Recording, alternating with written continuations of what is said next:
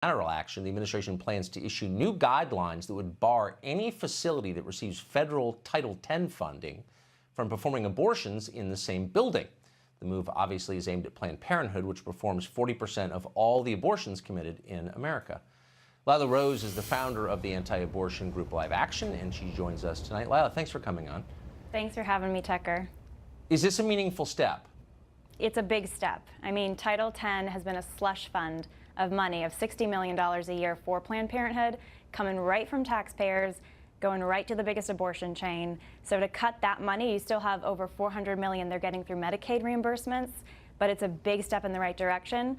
The big question now is enforcement going to happen? Once this rule goes into effect, we need to make sure that the enforcement happens and that they're not weaseling their way into getting more money to facilities that are referring for abortion. And, of course, you have to imagine it will be blocked by a federal judge somewhere along the line.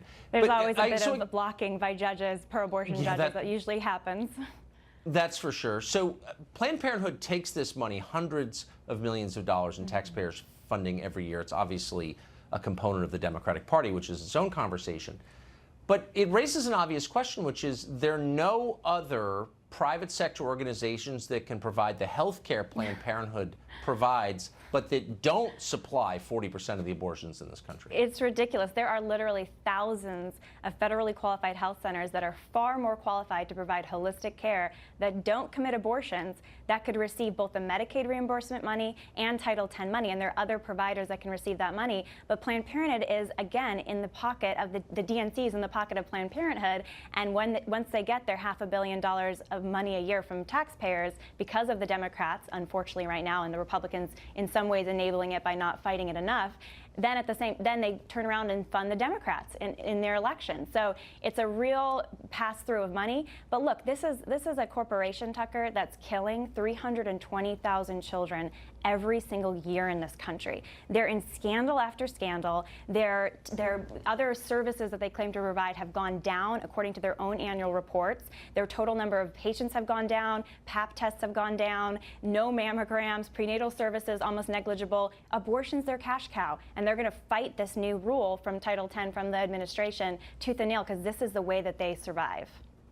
Any idea, if you were to strip out the federal funding from their budget, what percentage of the money Planned Parenthood takes in every year comes from abortion? So Any idea?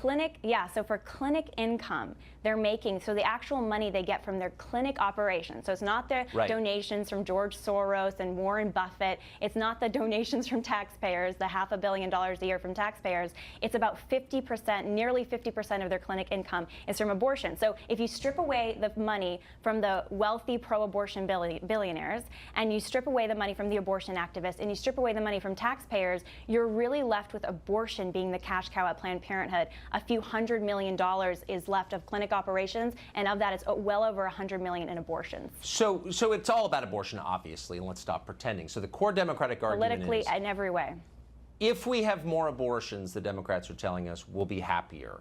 Do you think that's true? It's horrific. How dare they say that to women and girls? This is a line that is so, post-sexual revolution. It's outdated, it's antiquated, it's outright false.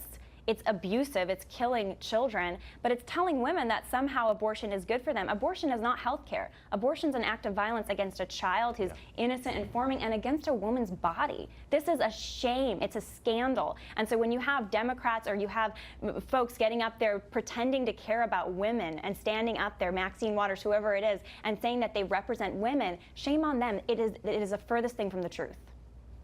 No one ever calls them on it, but the core assumption is a lie. Lila Rose, thank you. Thanks, Tucker. Look, increasingly looks like the Trump campaign was the target of a concerted spying effort, not by the Russians,